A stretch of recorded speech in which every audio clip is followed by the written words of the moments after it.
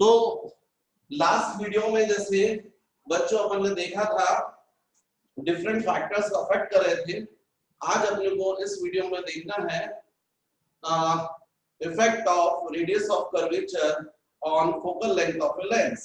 Okay, तो हमारा formula क्या हो रहा था बच्चों, 1/f is equal to mu minus 1 into 1 by r1 minus 1 by r2। ये फॉर्मूला था हमारे पास। अब हम देखना चाहते हैं कि रेडियस ऑफ कर्वेचर जो है वो लेंस की फोकल लेंथ को किस तरीके से अफेक्ट करेगा। तो उसके लिए ज्यादा अच्छा है कि अपन जो डिफरेंट लेंस हैं अपन उनके बारे में स्टडी करते हुए समझे। तो सबसे पहले अपन बात करते हैं फॉर डबल कॉन्वेक्स लेंस।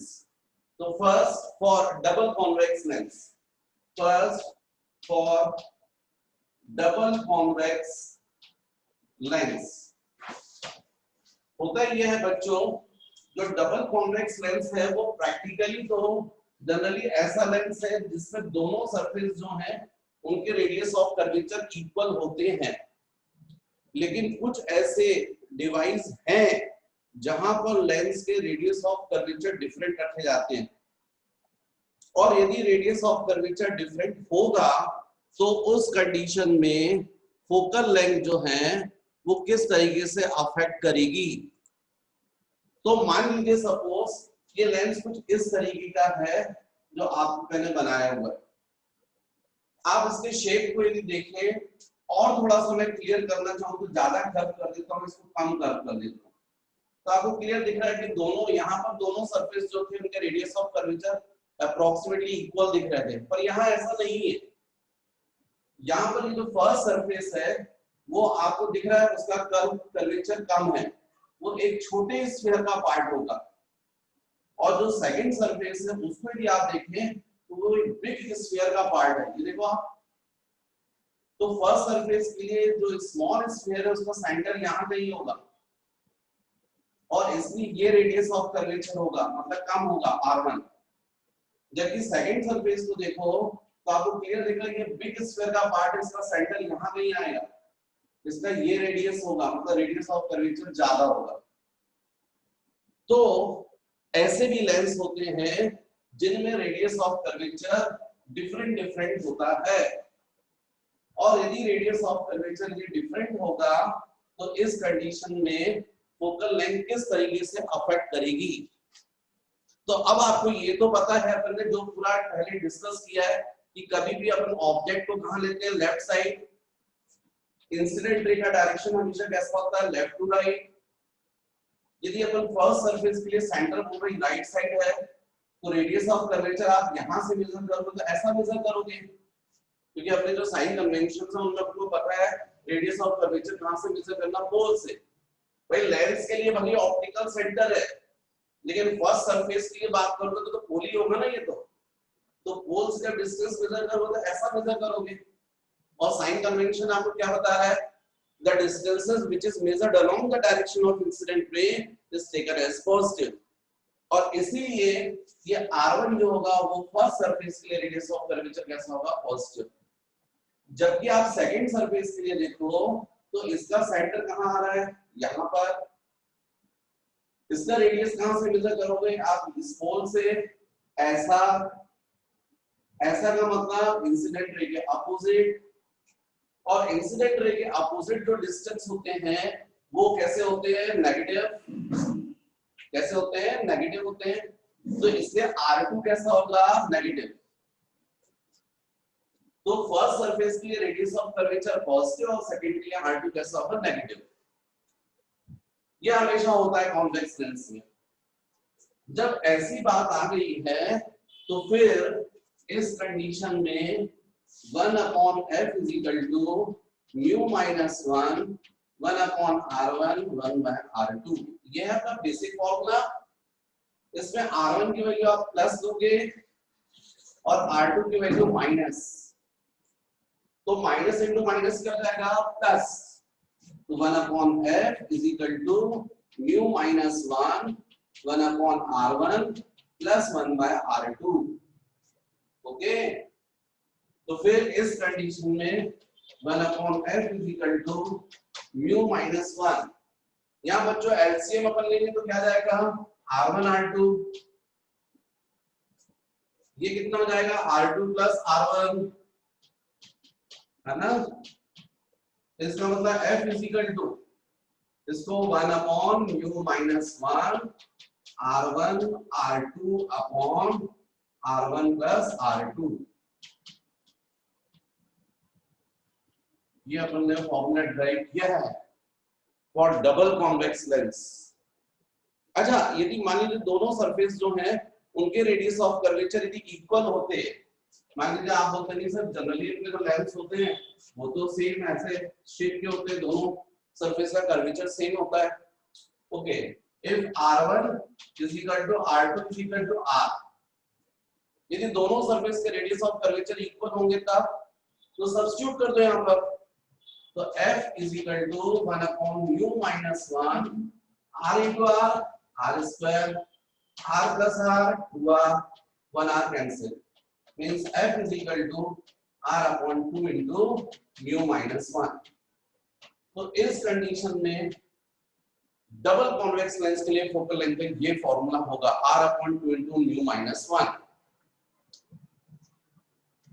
अच्छा, इसका कैसे इफेक्ट होता है, अब ये तो आपको समझ में आ गया, इसका मतलब रेडियस ऑफ कर्वेचर यदि चेंज होगा तो फोकल लेंथ इसका मतलब चेंज होगी। बाकी और भी डिस्कशन है, मैं डिस्कस करूंगा आपको, पर मुझे ऐसा लगता है कि आपको ये चीज अभी फिलहाल समझना चाहिए कि ये फॉर्मूला बनेगा।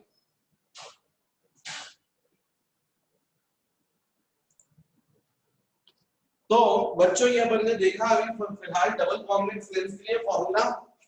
अब देखते हैं अपन रेडियस चेंज होने से फोकल लेंथ कैसे चेंज होती है।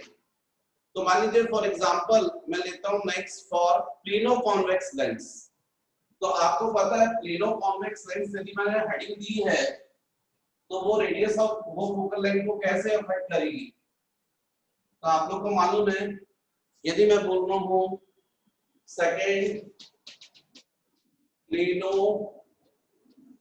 कॉन्वेक्स लेंस, तो जितने डिफरेंट टाइप्स थे मैंने आपको समझाए थे। प्लेनो कॉन्वेक्स में एक सरफेस प्लेन होता है और एक कॉन्वेक्स होता है, राइट। अब इसमें यहां पर ऑब्जेक्ट होता है, अभी कोई नोट नहीं करेगा, पहले समझो, ठीक है लोकेश, पहले समझो। तो यहां पर ऑब्जेक्ट लेफ्ट साइड है और ये रेस जा रही है। फर्स्ट सरफेस जो ऐसा कर्व है, इसका सेंटर ऑफ कर्वेचर यहां आएगा, इस स्फीयर का पार्ट होगा ना ये पोल, ये ऐसा मेजर करोगे क्योंकि सारे डिस्टेंस अपन पोल से मेजर करते हैं। ऐसा का मतलब रेडियस ऑफ कर्वेचर जो होगा फर्स्ट सरफेस का वो कैसा होगा, पॉजिटिव। और सेकंड सरफेस तो प्लेन है, इसका रेडियस ऑफ कर्वेचर कितना होगा, इंफिनिटी। जो प्लेन सरफेस होते हैं वो किसके पार्ट होते हैं, बहुत बिग स्फीयर के स्मॉल पार्ट होते हैं। बहुत बिग स्फीयर मतलब उसका रेडियस कितना लोगे, इंफिनिटी। अब कुछ बच्चों को दिक्कत आती है कि सर प्लेन सरफेस है और उसमें तो कर्वेचर है ही नहीं, आप बोल रहे स्फीयर का पार्ट है। अरे भाई, बाहर रोड जो है वो कैसा है, फ्लैट है, स्ट्रेट है कि नहीं। इसका पार्ट है अर्थ का, अर्थ कैसी है, बिग स्फीयर। तो जो बहुत बिग स्फीयर्स होते हैं उसका स्मॉल पार्ट सरफेस कैसा होगा, फ्लैट। तो यहाँ भी प्लेन सरफेस जो है वो किसका पार्ट है, बहुत बड़े स्फीयर का पार्ट। तो इतने बड़े स्फीयर के लिए रेडियस ऑफ कर्वेचर अपन क्या लेंगे, इंफिनिटी। ध्यान रखो हमेशा प्लेन सरफेस के लिए रेडियस ऑफ कर्वेचर इंफिनिटी लिया जाता है। मैं आपको एग्जांपल देकर भी समझा रहा हूं। तो जब आपको R2 ये मिल गया तो अब फॉर्मूले के हिसाब से क्या जाएगा, 1/f is equal to mu minus 1 1/r1। r1 की जगह आ जाएगा -1/r2, r2 की जगह इंफिनिटी जाएगा बच्चों। 1/इंफिनिटी 0 होता है, तो 1/f is equal to mu minus 1 into 1/r मतलब r। तो इस तरीके से f is equal to r upon mu minus 1। अब आप देखो, आपको मेरी बात बिल्कुल समझ में आएगी। लास्ट जो था वो डबल कॉन्वेक्स लेंस था, दोनों सरफेस जो थे वो कर्व थे और वहां रेडियस ऑफ कर्वेचर दोनों के पास था। तो वहां फॉर्मूला जो आपका डेवलप हुआ था वो फॉर्मूला था r upon 2 into mu minus 1, ये फॉर्मूला था। जैसे ही हमने एक सरफेस को प्लेन कर दिया, रेडियस ऑफ कर्वेचर चेंज हुआ, आप देखो फॉर्मूला बदल गया, फोकल लेंथ चेंज हो गई। इसका मतलब रेडियस ऑफ कर्वेचर जो है वो फोकल लेंथ को अफेक्ट करती है। प्लेनो कॉन्वेक्स लेंस के लिए यदि मैं एफपी बोल दूं, FP means focal length for plano convex lens, तो इसके लिए फोकल लेंथ का फॉर्मूला ये होगा। क्लियर?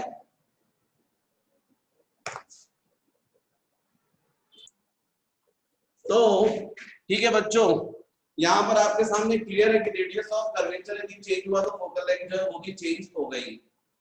ठीक है,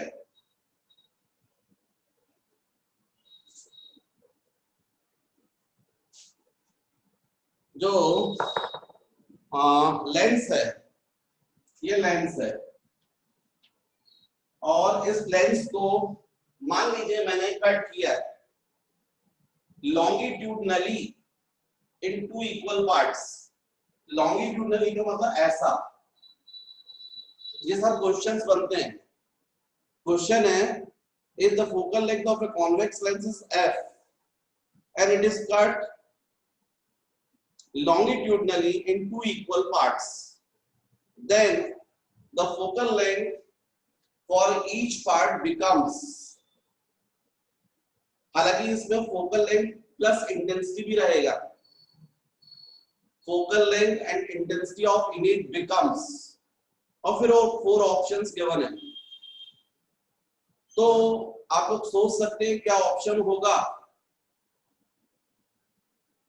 देखो बच्चों, इसमें जो करेक्ट आंसर है focal length remain same, focal length के ऊपर कोई इफेक्ट नहीं पड़ेगा, लेकिन डेफिनेटली जो इंटेंसिटी है वो जरूर 1/4 हो जाएगी। क्यों, जरा समझे बात को। भाई हमारे जो फोकल लेंथ का फॉर्मूला है वो 1/f = mu - 1 1/r1 - 1/r2। जब ये पूरा कॉन्वेक्स लेंस था तो यहाँ पर ये जो मीडियम है वो ग्लास का था और इसका रिफ्रैक्टिव इंडेक्स कितना था, म्यू। फर्स्ट सरफेस उसका रेडियस ऑफ कर्वेचर r1 और सेकंड का r2। इन वैल्यूज को रखने से फोकल लेंथ आ रही थी। जब आपने इसी लेंस को ऐसा लॉन्गिट्यूडनली मतलब अलोंग एक्सिस, प्रिंसिपल एक्सिस के डायरेक्शन में ऐसा कट कर दिया, तो कट पार्ट ये निकलेंगे ऐसा। ये जो पार्ट है इसके लिए अभी भी देखो आप, ग्लास का है, म्यू रहेगा, कुछ बदला नहीं। फर्स्ट सरफेस ये अभी भी उसी स्फीयर का पार्ट है, इसका सेंटर यहाँ होगा, रेडियस ऑफ कर्वेचर ये होगा, r1 नहीं बदलेगा, r2 भी नहीं बदलेगा। जब म्यू नहीं बदल रहा है, r1 नहीं बदल रहा, r2 नहीं बदल रहा, तो इसलिए फोकल लेंथ भी कैसी रहेगी, सेम। मतलब जो पहले लेंस था यदि वो पैरेलल रेज को 10 सेंटीमीटर डिस्टेंस पर फोकस कर रहा था, तो ये जो हाफ पार्ट है इस पर भी रेज इंसिडेंट करोगे, ये भी अब 10 सेंटीमीटर डिस्टेंस पर ही फोकस करेगा, कोई इफेक्ट नहीं पड़ेगा। एफ जो रहेगी वो कैसी रहेगी, सेम। लेकिन बच्चों जो इमेज बनती है उसकी इंटेंसिटी आई ये डायरेक्टली प्रोपोर्शनल होती है डी स्क्वायर के। Intensity of image, it is directly proportional to d square. What is the diameter of lens?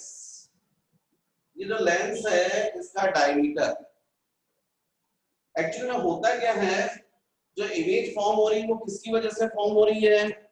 Image हमेशा किसकी वजह से बनती है, इमेज हमेशा कहां बनती है, जहां रिफ्रैक्टेड रेज मीट करती हैं। या अपीयर होती है मीट होते हुए। तो यहाँ पर जब आपने लेंस पर रेस डाली थी, ये पूरा लेंस था, इस पर बहुत सारी रेस गई, ये सारी की सारी रेस रिफ्रैक्ट हुई और सब की सब जाकर यहाँ पर क्या कर रही हैं, मिल रही हैं, और उसके मिलने से यहाँ पर इमेज बन रही है, रिफ्रैक्टेड रेस के मिलने से। अब हो ये रहा है कि आपने हाफ पोर्शन कट कर दिया, अब आपके पास लेंस का ये पार्ट है, इस पर रेस जो आप इंसिडेंट करेंगे वही कम हो गई, कम हो गई वो, जब वो कम हो गई तो रिफ्रैक्टेड रेस भी कम हो जाएगी, है ना। जब रिफ्रैक्टेड रेस कम हुई, कम रेस जाकर मिलेंगी, तो स्वाभाविक है कि जो इमेज फॉर्म होगी उसकी इंटेंसिटी कम होगी।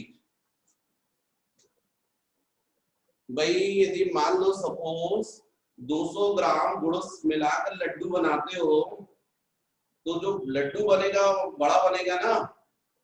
अब 100 ग्राम 200 ग्राम लेते हो तो बड़ा बनेगा, 100 ग्राम लोगे तो छोटा बनेगा। स्वाभाविक यहाँ पर रिफ्रैक्टेड रेस ज्यादा थी, तो जो इमेज फॉर्म होगी उसकी इंटेंसिटी हाई होगी। भाई घर में खिड़कियां हैं, अब खिड़की में दो पल्ले हैं, दोनों ओपन कर दोगे तो ज्यादा लाइट आएगी। एक पल्ला यदि आप बंद रखते हो और एक खुला रखते हो तो डेफिनेटली कम रेस इंटर करेंगी, तो आपको कम रोशनी मिलेगी। बिल्कुल वैसे ही यहाँ पर जब ज्यादा रेस मिल रही हैं तो इसका मतलब जो इमेज फॉर्म हो रही है उसकी इंटेंसिटी हाई होगी, और जब यहाँ कम तो इंटेंसिटी कम होगी। तो इस कंडीशन में आपका आंसर होना चाहिए फोकल लेंथ। देखो डायमीटर आपने हाफ कर दिया, लेंस को कट कर दिया, हाफ हाफ हो गया, तो आई d/2 स्क्वायर हो जाएगा। जब पूरा डायमीटर d था तो इंटेंसिटी कितनी थी, आई, हाफ कर दिया तो सपोज इंटेंसिटी कितनी हुई, आई डैश, तो आई डैश डायरेक्टली प्रोपोर्शनल हो जाएगा d/2 स्क्वायर। यहां पर आप चाहते तो पहले लिख सकते थे I is equal to a into d square. What is I? Intensity of image formed by complete lens. And what is I dash? Intensity of image formed by half lens. तो डेफिनेटली यहाँ पर कितना हो जाएगा फॉर्मूले में, I dash is equal to a into d square by 4. मतलब I dash is equal to a into d square के लिए क्या लिख सकते हो, I by 4। मतलब I dash की वैल्यू कितनी आई है, 1/4 ऑफ I। मतलब जो पहले लेंस से इमेज फॉर्म हो रही थी उसकी जितनी इंटेंसिटी होगी उसकी कितनी हो जाएगी, 1/4। तो जब ऐसा क्वेश्चन आएगा तो आपको किस आंसर पर, किस ऑप्शन को टिक करना पड़ेगा, आपको लिखना पड़ेगा जो आंसर ऑप्शन है focal length remain same and intensity becomes 1/4, ये आपका करेक्ट आंसर होगा। लेकिन यदि मान लीजिए क्वेश्चन बदल जाए और आपको क्वेश्चन में बोला गया है if the focal length of a lens is f and it is cut into two equal parts and it is cut laterally in two equal parts, then the focal length and intensity of image becomes by each part. तो आपका answer क्या होना चाहिए? ध्यान रखो, laterally का मतलब होता है प्रिंसिपल एक्सिस के परपेंडिकुलर। मतलब आप लेंस जो था पहले ऐसा था, उसके लिए फोकल लेंथ ये थी, और बाद में आपने लेंस को लैटरली का मतलब ऐसा प्रिंसिपल एक्सिस से परपेंडिकुलर ऐसा दो इक्वल पार्ट में कट कर दिया। तो दो इक्वल पार्ट में मतलब है कि लेंस अब एक पार्ट ऐसा हुआ और एक पार्ट ऐसा हो गया, ये बन गए दो पार्ट। जानते हो क्या बन गए, प्लेनो कॉन्वेक्स लेंस। तो पहले जो था आपके पास में डबल कॉन्वेक्स लेंस था, बाद में इसी को आपने दो प्लेनो कॉन्वेक्स लेंस में कट कर दिया। तो पहले फोकल लेंथ यदि ये थी तो बाद में फोकल लेंथ कितनी होगी, तो आपको मालूम है यदि डबल कॉन्वेक्स लेंस में बोल रहा हूं और यदि दोनों रेडियस ऑफ कर्वेचर इक्वल हैं तो आपका फॉर्मूला ये था FD is equal to R upon 2 into mu minus 1। और प्लेनो कॉन्वेक्स लेंस के लिए आपने फॉर्मूला डिराइव किया FP is equal to R upon mu minus 1। ये फॉर्मूला डिराइव किया। तो पहले फोकल लेंथ ये रहेगी और बाद में ये हो जाएगी। इसका मतलब अरे भाई इसको क्या कर लो FP इज इक्वल टू 2 से मल्टीप्लाई 2 से डिवाइड कर दो। यदि आपने ऐसा किया तो इस 2 को जो मल्टीप्लाई इसको छोड़ दो और बाकी जो क्वांटिटी है भाई ये जो फार्मूला ये था राइट हैंड साइड में हमने क्या किया 2 से मल्टीप्लाई डिवाइड कर सकते हैं हम किसी भी वैल्यू को यदि हम सेम क्वांटिटी से मल्टीप्लाई और डिवाइड करेंगे तो वैल्यू के ऊपर कोई इफेक्ट नहीं पड़ता है। तो हमने इसको क्या किया 2 से मल्टीप्लाई 2 से डिवाइड किया, मल्टीप्लाई को छोड़ दिया, डिवाइड वाले को एसोसिएट कर दिया। तो हमको मालूम है ये जो जितनी क्वांटिटी दिख रही है एक्चुअली में क्या है focal length for double convex lens. मतलब हम इसी को लिख सकते हैं FT is equal to twice of इसकी जगह लिख सकते हैं FD। मतलब प्लेनो कॉन्वेक्स लेंस की फोकल लेंथ कितनी होती है जितनी डबल कॉन्वेक्स लेंस है उसकी जस्ट डबल। मतलब फोकल लेंथ जो है वो इंक्रीज हो जाएगी। और इंटेंसिटी के ऊपर क्या इफेक्ट पड़ेगा इमेज की इंटेंसिटी के ऊपर? नो इफेक्ट, क्योंकि पहले जितना डायमीटर था बड़ा लेंस था उतना अभी भी है। जितनी रेस पहले इंसिडेंट होकर जाकर रिफ्रैक्ट होकर मिल रही थी अभी भी उतनी रेस जाकर मिलेंगी।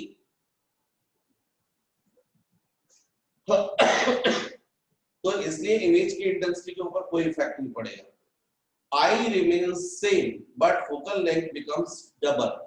डबल का मतलब ये हुआ कि पहले कॉन्वेक्स लेंस यदि रेस को 10 सेंटीमीटर डिस्टेंस पर फोकस कर रहा था तो अब आपने इसको कट कर दिया और कट करने के बाद यदि आपने इस पर रेस डाली तो ये 10 पर फोकस नहीं होगी, कहां फोकस होगी 20 सेंटीमीटर पर। फोकल लेंथ डबल हो गई। आगे चलकर मैं बताने वाला हूं पावर का formula. What is power? Reciprocal of focal length of a lens is called power of a lens. P is equal to 1 upon F होता है। यदि फोकल लेंथ कम हो तो पावर ज्यादा और फोकल लेंथ ज्यादा हो तो पावर कम। तो निश्चित रूप से फोकल लेंथ क्या हुई है इंक्रीज हुई है। फोकल लेंथ इंक्रीज होने का मतलब पावर डिक्रीज हो गया। अरे भाई लेंस का वर्क क्या था? कॉन्वेक्स लेंस का काम क्या था? रेस को कॉन्वर्ज करना। पहले क्या कर रहा था वो शॉर्ट डिस्टेंस पर कॉन्वर्ज कर दे रहा था, जल्दी से कॉन्वर्ज कर दे रहा था। आपने बीच से कट कर दिया, लेंस वीक पड़ गया। जिन रेस को वो 10 पर फोकस कर रहा था अब उनको कहां जाकर फोकस कर पा रहा है 20 पर। भाई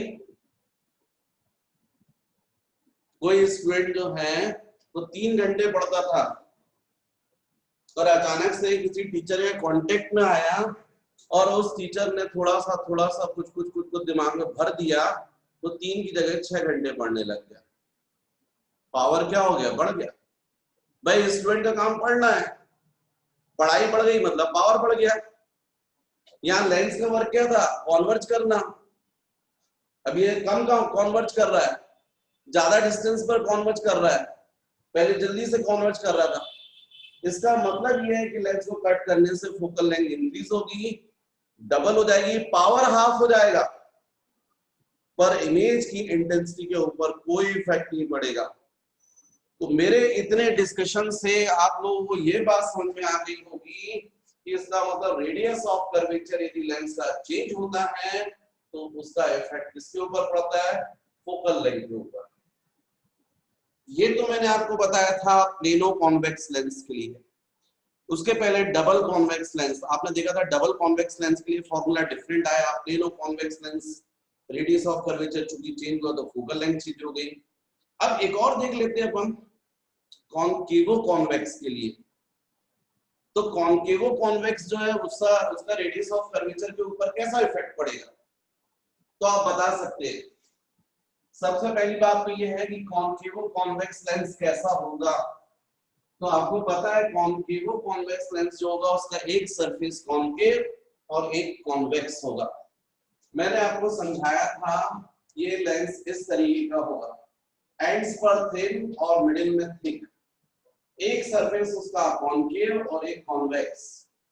लेकिन बच्चों यदि आप ध्यान दें तो ये कर्वेचर आपको कम दिखाई दे रहा है, मतलब यदि इसके लिए स्फीयर बनेगा तो ऐसा बनेगा। सेकंड सरफेस को ये देखो आप तो वो ऐसा आएगा। आपको क्लियर समझ में आ रहा है। ये फर्स्ट सरफेस जो है वो स्मॉल स्फीयर का पार्ट है, इसका सेंटर यहाँ होगा और इसलिए फर्स्ट सरफेस के लिए रेडियस ऑफ कर्वेचर जो होगी वो निश्चित रूप से कम होगी, R1। सेकंड सरफेस देखो तो उसका स्फीयर ऐसा होगा, इसके लिए सेंटर यहाँ आएगा। अब इसके लिए अपन बोलेंगे तो ये होगा रेडियस ऑफ कर्वेचर R2 और आपको क्लियर दिख रहा है यहाँ पर R1 it is less than R2, radius of curvature कम होगा फर्स्ट सरफेस का, सेकंड का रेडियस ऑफ कर्वेचर ज्यादा होगा। जब R1 कम है R2 से तो 1/R1 ग्रेटर होगा 1/R2 से। ये तो उल्टा होता है भाई। मैंने बोला 2 it is less then 3, 1/2 it is greater than 1/3। भाई 1/2 मतलब क्या आएगा 0.5 और 1/3 कितना आएगा 0.33, 0.5 ज्यादा होता है। तो स्वाभाविक है यहाँ पर 1/R1 ग्रेटर होगा 1/R2 से। तो फिर आपका जो फॉर्मूला है उसके ऊपर इफेक्ट पड़ेगा 1/f is equal to mu minus 1 1/R1 minus 1/R2।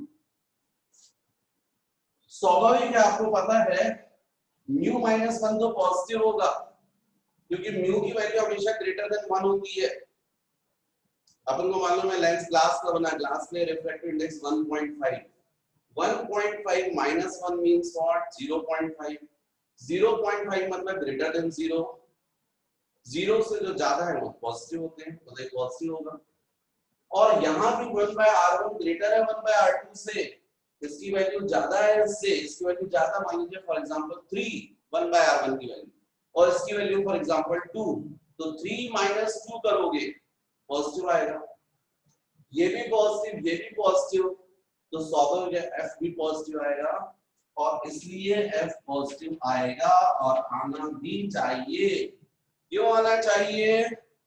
क्योंकि ये किसका टाइप है कॉन्वेक्स का, और कॉन्वेक्स लेंस की फोकल लेंथ हम लोग कैसा लेते हैं पॉजिटिव लेते हैं।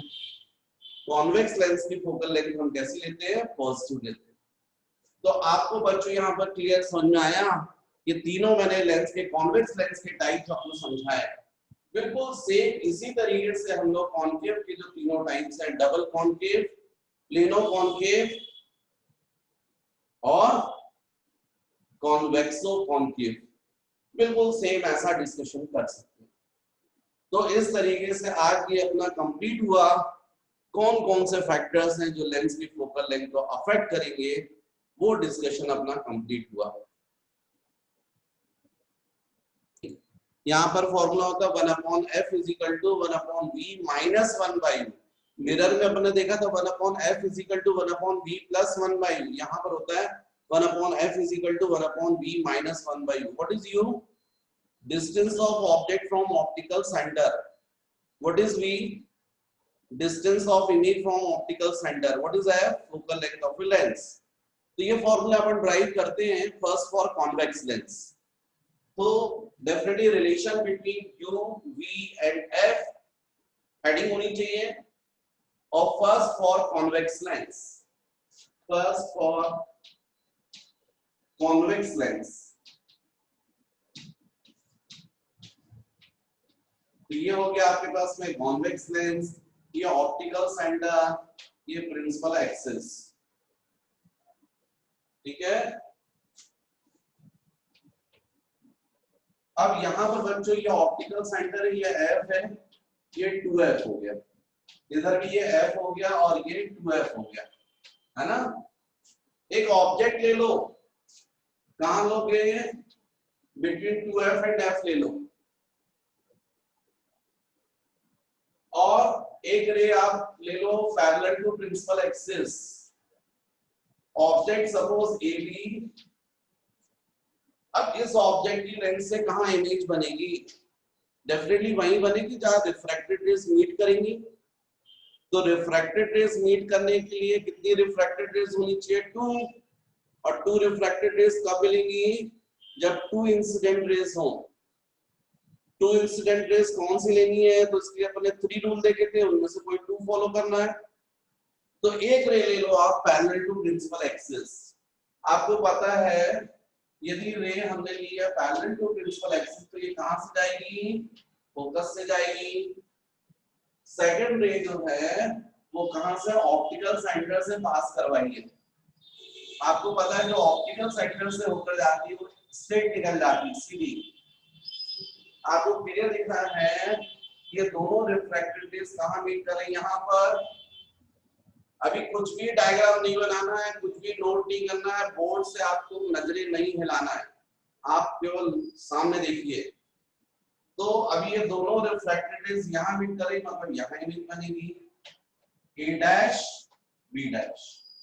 भाई इमेज तो वहीं बनती है ना जहां पर रिफ्रैक्टेड रेज मीट करती है, तो इमेज यहां बनेगी। और वैसे भी आपके थ्योरी कॉन्सेप्ट में आपको पता है when the object is between 2f and f then image should be formed between 2f and infinity. This image should be real, inverted and enlarged. ये सब बताया मैंने। अब बच्चों यहाँ पर अपन बात करें तो आप देखिए यहाँ पर एक ट्रायंगल ले सकते हैं AOB और दूसरा triangle A dash O B dash. ये दोनों ट्रायंगल सिमिलर हैं। Triangle AOB it is similar to triangle A dash O B dash. ये दोनों सिमिलर है। रीजन ये है कि angle AOB is equal to angle A dash OB dash. A dash OB dash भाई vertically opposite.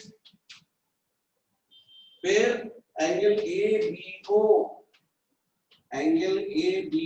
Is equal to angle A dash B dash O 90 degree. A dash B dash O 90 degree है ना। और third angles जब किसी भी triangle में यदि 2 angles equal हैं तो बचे हुए थर्ड एंगल्स भी इक्वल होते हैं बाय प्रॉपर्टीज ऑफ ट्रायंगल। भाई 2 ट्रायंगल हैं उनके एक एंगल 90-90 के हैं, एक 30-30 के हैं, तो बचे हुए एंगल कितने कितने के होंगे? 60-60। और कभी भी 2 ट्रायंगल्स के यदि ऑल इंटीरियर एंगल्स इक्वल हो तो ऐसे ट्रायंगल्स को हम बोलते हैं सिमिलर ट्रायंगल। सिमिलर ट्रायंगल की क्या खासियत होती है? उनके करस्पॉन्डिंग साइड्स का रेशियो इक्वल होता है। इसका मतलब यदि हम लोग बोलेंगे यहाँ पर ये ट्रायंगल तो इसकी साइड AB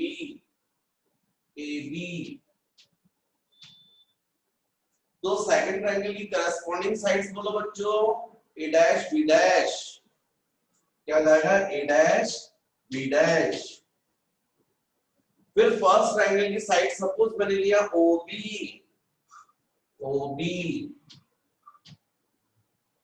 तो सेकंड ट्रायंगल की करस्पॉन्डिंग साइड्स बोलो OB डैश। क्या जाएगा? OB dash. ये हो गया इक्वेशन नंबर 1। अब आपने जो पैरेलल रे ली थी ना उसको नेम दिया AM और L को ऑप्टिकल सेंटर से मिलाइए और फिर देखिए एक ये ट्रायंगल और ये ट्रायंगल भी दोनों सिमिलर हैं। सेम रीजन इसलिए मैं लिख दे रहा हूं सिमिलरली। अब अपन को रीजन देने की आवश्यकता नहीं है, सीधे सीधे अपन बोलेंगे similarly triangle MFO it is similar to triangle A dash F B dash A dash F B dash। क्यों सिमिलरली? क्योंकि रीजन 100% सेम है। भाई ये देखो एंगल और ये एंगल इक्वल होंगे कौन सा एंगल? Vertically opposite angle. फिर ये 90, ये 90। अब दो एंगल्स इक्वल तो थर्ड एंगल्स तो इक्वल होंगे, बस प्रॉपर्टीज ऑफ ट्रायंगल। अब यदि दोनों ट्रायंगल सिमिलर है तो यहां भी ऐसे ही होगा, करस्पॉन्डिंग साइड्स का जो रेशियो है वो इक्वल होगा। तो इस ट्रायंगल की साइड यदि मैं लेता हूं MO, तो सेकंड ट्रायंगल की करस्पॉन्डिंग साइड्स क्या होगी? A डैश B डैश होगी ना? होगी? हाँ, वेरी गुड। तो फर्स्ट ट्रायंगल की साइड की अपन बोलते हैं OF, तो सेकंड ट्रायंगल की करस्पॉन्डिंग साइड्स बोलो FB डैश। क्या होगा बच्चों? FB dash. बिल्कुल सेम वैसा, लेकिन यहां पर अब MO AB के इक्वल होगा, क्योंकि ये पैरेलल रे थी प्रिंसिपल एक्सिस के पैरेलल, और ये क्या परपेंडिकुलर डिस्टेंस AB, तो MO भी इक्वल है। तो हमको पता है बाय डायग्राम, क्या पता है? MO is equal to AB। तो यहाँ AB रख दीजिएगा, AB upon A dash B dash is equal to OF upon FB dash. You get 2 by 1 and 2, left hand side equal है तो राइट हैंड साइड इक्वल होंगी, या फिर यहां से वैल्यू इसमें रख दीजिए, एक ही बात है, तो अपन लिख सकते हैं डायरेक्ट बाय 1 and 2। क्या होगा? OB upon OB dash is equal to OF upon FB dash. OB upon OB dash is equal to OF upon FB dash. लेकिन ऐसा लेंस में नहीं चलेगा। लेंस में तो सारे डिस्टेंस कहां से मेजर करते हैं? ऑप्टिकल सेंटर से। तो ये तो चलेगा, यहाँ पर तीन जो डिस्टेंस है आपने O से लिखे, देखो OB मतलब कहां से डिस्टेंस है? O से। OB डैश ये भी ठीक है, OF ये भी ठीक है। गड़बड़ क्या कर रहा है ये? FB dash. हमको डिस्टेंस कहां से मेजर करना है? ऑप्टिकल सेंटर से। और ये डिस्टेंस कहां से लिखा है? F से। नहीं चलेगा। FB डैश मतलब ये, तो इसको O के टर्म्स में लिख दो बच्चों। तो FB डैश को क्या लिखोगे? बोलो OB dash minus OF। FB dash को हम लोग क्या लिख सकते हैं? FB डैश को OB डैश माइनस OF लिख सकते हैं ना? FB डैश को हम क्या लिख सकते हैं? OB dash minus OF। यहां पर सब्स्टिट्यूट कर दो तो क्या जाएगा? OB upon OB dash is equal to OF upon FB dash के लिख सकते हो आप OB डैश माइनस OF। अब इसमें वैल्यूज रख दीजिए, सारे डिस्टेंस O से, सारे डिस्टेंस कहां से हैं? हमको मालूम है OB इज इक्वल टू,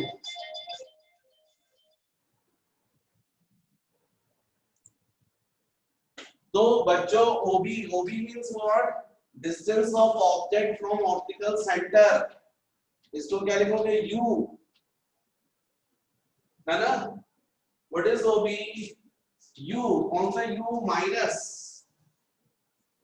क्योंकि आपको क्लियर है यहाँ पर ऑब्जेक्ट, ये ऑब्जेक्ट से इंसिडेंट रेस ऐसे जा रही लेफ्ट टू राइट, और इंसिडेंट रे के अपोजिट डायरेक्शन में डिस्टेंस कैसे होते हैं?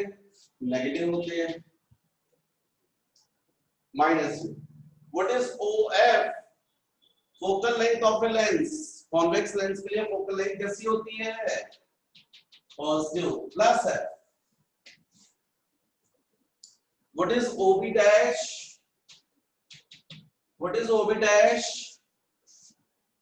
Distance of image from optical center। किससे डिनोट करते हैं हम लोग? B से।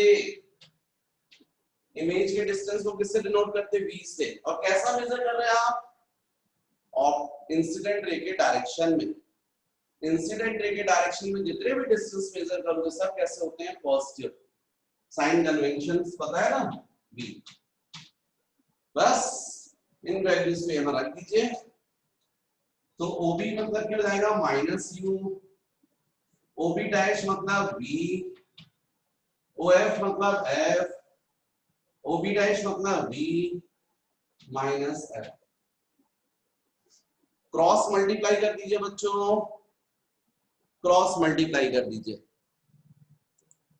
क्रॉस मल्टीप्लाई करेंगे तो ये जाएगा minus UV plus UF is equal to of VF, है ना?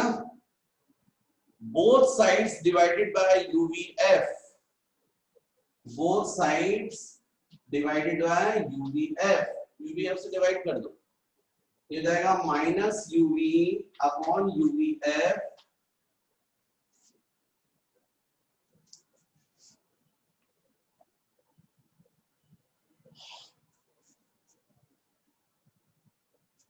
Plus UF upon UVF is equal to VF upon UVF। तो UU कैंसिल, VV कैंसिल, यहाँ भी UU कैंसिल, FF कैंसिल, यहाँ VV कैंसिल, FF कैंसिल। जो बचा बच्चों उसको मैं यहां लिख दूं, यहां लिख देता हूं, थोड़ा सा जगह है। देखो क्या बचा? Minus 1 upon F plus 1 upon V is equal to 1 upon U. Transfer कर दे तो f को राइट साइड, इसको लेफ्ट साइड, तो क्या जाएगा? 1 upon V minus 1 by U is equal to 1 upon F. ये मिल गया आपको relation. 1 upon F is equal to 1 upon V minus 1 by U. Same formula आपने मिरर में भी देखा था, लेकिन वहां पर था 1 upon F is equal to 1 upon V plus 1 by U. तो बच्चों इस वीडियो में अपन यहीं तक करेंगे, बाकी अपन देखेंगे नेक्स्ट वीडियो में, ठीक है?